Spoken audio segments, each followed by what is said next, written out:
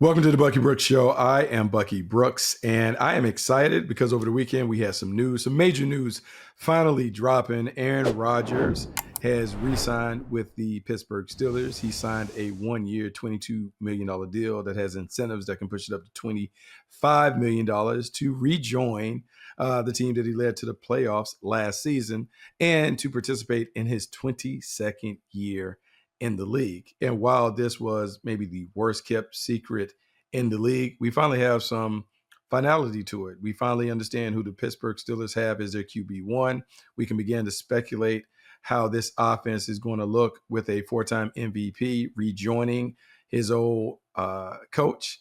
And we get an opportunity to really talk about the Steelers and what their chances are for not only making the postseason, but maybe enjoying a bit of a run. And before we get that, I think we have to understand that FanDuel Sportsbook has everything that we're looking for when it comes to odds. The Pittsburgh Steelers in week one are taking on the Atlanta Falcons. And right now, the opening line is -2.5 for the Steelers. That would be -210 if we're doing the odds the other way on FanDuel Sportsbook. So make sure you check that out. They also have the Steelers at +600 to win the division, which is really interesting because this division is wide open. When you look at all the teams, the Ravens, the Steelers, the Browns, the Bengals, a lot of uncertainty. So who's to say that the Steelers can't make a run and win the division title at the end of this year? We certainly will talk about that at the end of this conversation.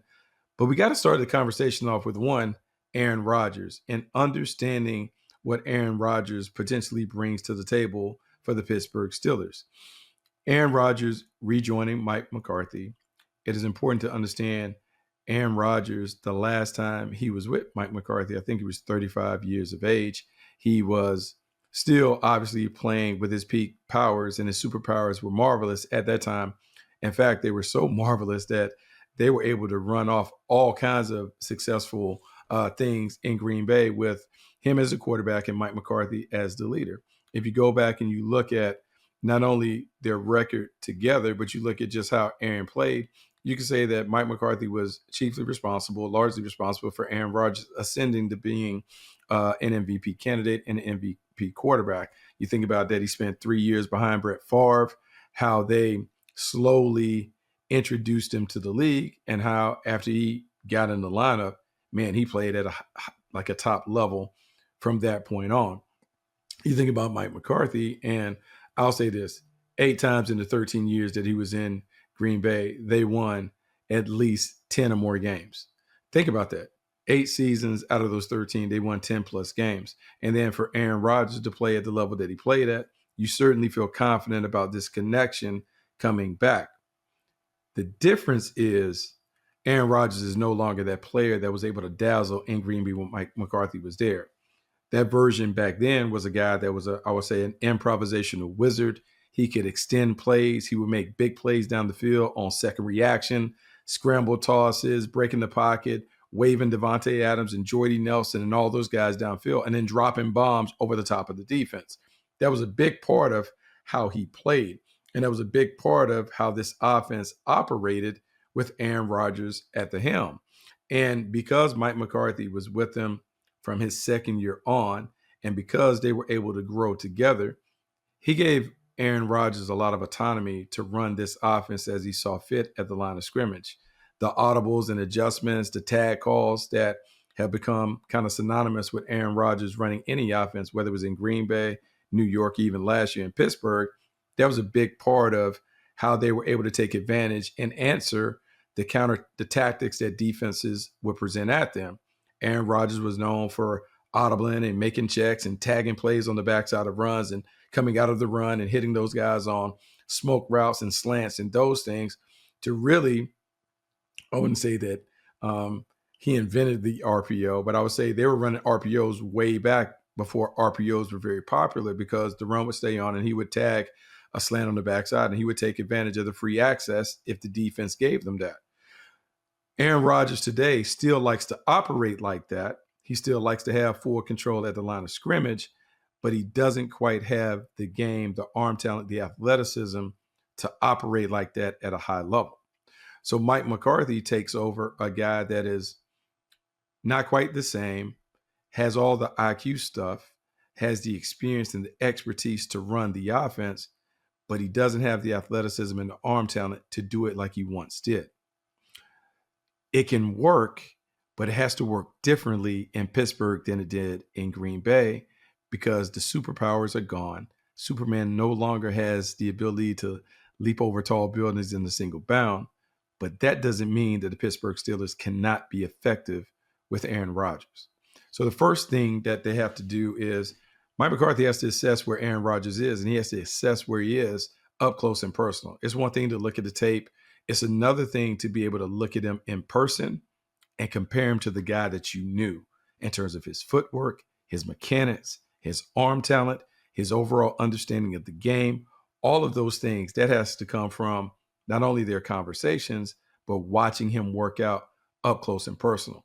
So before we can even speculate about what the Steelers offense will look like, there will be a bit of an orientation period that takes place during OTAs where Mike McCarthy is looking at his franchise quarterback and trying to assess, okay, here's where he's strong, here's where he's weak, here's how we need to build this offense to protect him from himself, to minimize his weaknesses while finding a way to elevate his strengths as a player. So that's the first thing. So the next few weeks when the Steelers in camp, when Aaron Rodgers shows up, it's going to be the assessment period that Mike McCarthy has to make while building out the skeletal part of the offense. That's nothing. That's what Mike McCarthy would have to do with any quarterback that he takes over. The other part that he has to do is he has to figure out, okay, like in the past when they were in Green Bay, they operated shotgun extensively, a lot of empty formations, because what that does is that allows Aaron Rodgers to be able to look at the coverage and find the vulnerable spots and attack it so he can be in attack mode. So how much of that can we utilize? How much of the spread stuff can we utilize? How much of the 11 personnel that we used to love, meaning one back, one tight end, three receivers, how much of that can we utilize? And how much of the multiple tight end packages can we use to help him get loose? I think a lot of people will look at what the Green Bay Packers did, and they'll talk about the 3 wide receiver sets, and they'll talk about the spread formations and the empty stuff, but they won't really go back and remember Jermichael Finley and how they utilized him. They won't remember Bubba Franks and some of those guys that played. They won't remember some of the great tight ends that he was able to work with and elevate when they would go 12 personnel, one back, 2 tight ends on the field, but empty it out because those tight ends were really like jumbo slot receivers and create mismatches, exploit mismatches, find different ways to have a highly efficient offense that attacked in variety of levels. So the assessment part of it will be not only looking at where his quarterbacks, where his performance is and where he is at 42 years of age, soon to be 43 when the season kind of kicks off, but where is he physically? Where is he mentally? And what do we have around him?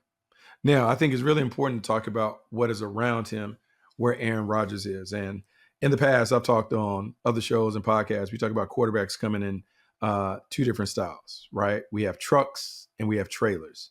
Trucks is a franchise quarterback that can carry the team on the strength of his right or left arm, meaning that he is the system. He makes it go. He elevates the performance of others because he is so good. He is a superior talent that brings the other guys along. Trailers are the guys who are solid quarterbacks. They fall more in the game manager category, but because they're surrounded by so many elite playmakers, those guys carry them to a higher level, meaning that your pass catchers, your playmakers, the protector, the play caller elevates the performance of the quarterback. And now he looks like an elite player, but a lot of it is due to the people that are around him. When I think about the assessment piece and where they're at, I would say that right now, Aaron Rodgers is probably going to fall into that game manager plus category. Can't necessarily operate like a truck, but he's not quite the trailer where, man, the team has to do everything. That said, he does fall more in line with that. So it's really important that the Steelers surround him with the right kind of people to allow him to do his thing at his best. When you look at the offseason moves that were made, it was very obvious that Pittsburgh was well aware of what Aaron Rodgers is in terms of where he's at with his game and how he needs to operate going forward to give them the best chance to win. That is why you make a deal to get Michael Pitman to put him opposite of DK Metcalf on the perimeter. In DK Metcalf, you have the big play threat, but you also have a guy that is really good at taking those catch and run concepts to the house.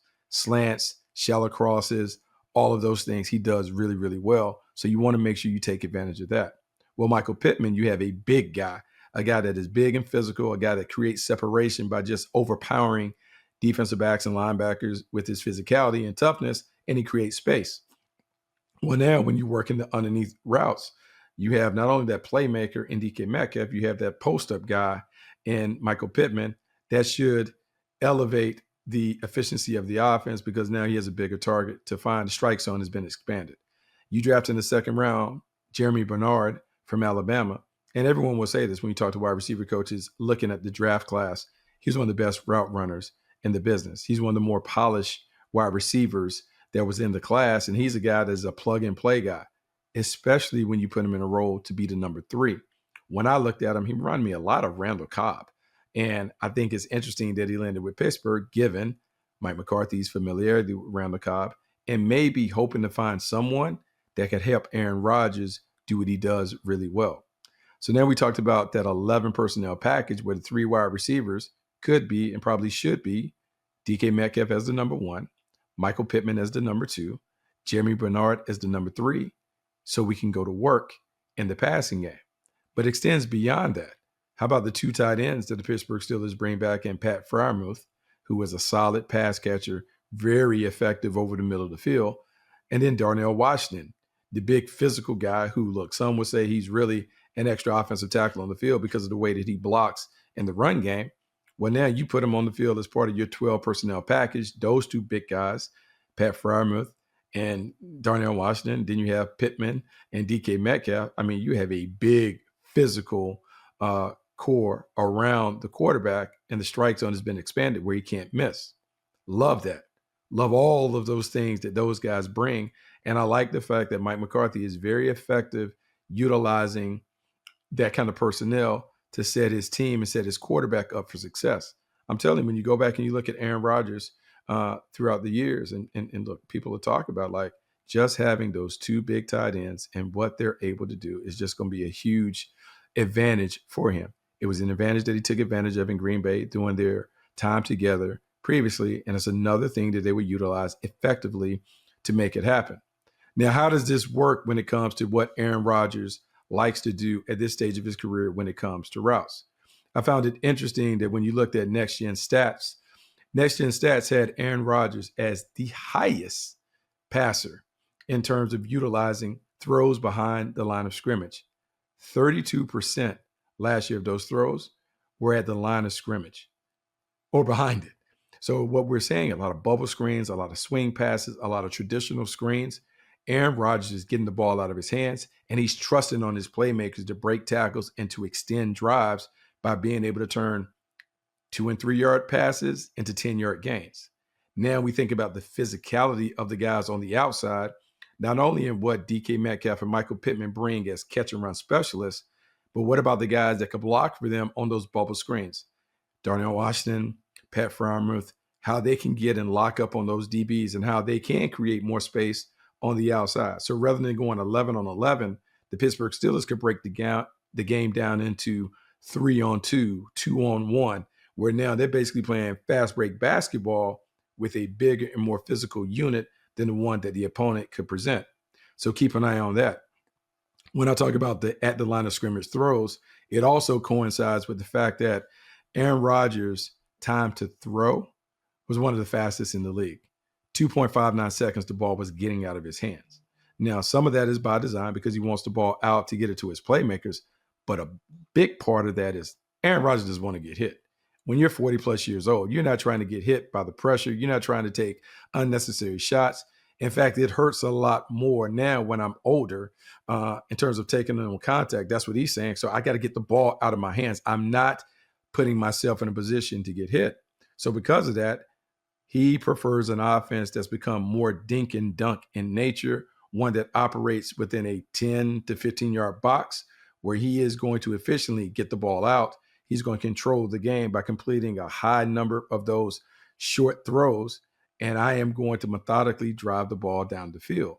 The explosive plays that were once a big part of his game, they're no longer there. And so this is going to be spread it out, dink and dunk. I'm going to cut you with a million paper cuts. And that is how we're going to find a way to move the ball down the field. Now, it's not going to be fun to watch. It's not going to be exciting. But what it will do, it will enable the Pittsburgh Steelers to play a different style of ball control that allows their defense to be fresh and ready to go and allows them to control the game and dictate the terms, which is exactly how Mike McCarthy wants to play. The other part of building the team and the supporting cast around Aaron Rodgers that's important as they're trying to compensate for a quarterback that is more game manager than playmaker is the running game. And it's the offensive line that you have in front of that running game. When you look at the moves that they made in the draft, it was clear and apparent that they're trying to fix this offensive line, not only for the pass protection, but to impose their will in the running game. That's why you take a Max Ahanachour in the first round. That's why you take Jennings Drucker from Iowa in the third round, because you are trying to make sure that you have a physically imposing offensive line in front of your quarterback that enables you not only to protect him in the passing game, but to run the football effectively with Rico Dowdell, with Jalen Warren, with Caleb Johnson, taking turns as the feature back behind the quarterback. When we talk about this offensive line, they still have to figure it out because you have Broderick Jones, who is coming off an injury. We don't know if he's going to be back. If he is coming back, then Tony Furtado has to move from right tackle to left tackle if he's not back. That now puts Max Ahanachour on the right side. Jennings Drucker goes to right guard, and you have inexperience on that right side, but you do have maybe your best five to take on some of the heavyweights that you have to deal with within the division. We can talk about Trey Hendrickson. We can talk about Myles Garrett. We can talk about all those guys that can create chaos at the point of attack.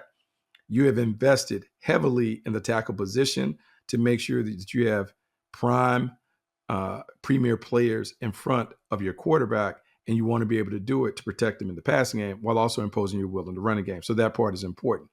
The other part of that is the runners that are behind them. Because last year we saw him succeed throwing the ball to Kenneth Gainwell, being able to utilize him in the passing game. Gainwell became a real big part of this offense as a receiver the last half of the season. You may not get that with the guys that I talked about in terms of Dowdell and Warren and Johnson, but what you do get is the ability to run the football effectively, which might set up some opportunities on play action from under center. Normally, when you operate heavily under center, you want to utilize the nakeds and bootlegs where you can get the quarterback on the move and find a way to control the backside defensive end to prevent him from chasing out a run on the front side, but to also slow down and make him aware of what Aaron Rodgers can do from the pocket, and to finally, I would say, create the big play opportunities on play action. Aaron Rodgers isn't mobile enough to maybe do some of those old things that he used to do on that play action, but he certainly can run the traditional play action concepts that serve any quarterback well. So we talk about play action passes with flood routes and those concepts on the outside where we have 3-level routes where you have a go, a sail route to the corner at like 17, 18 yards, then someone in the flat.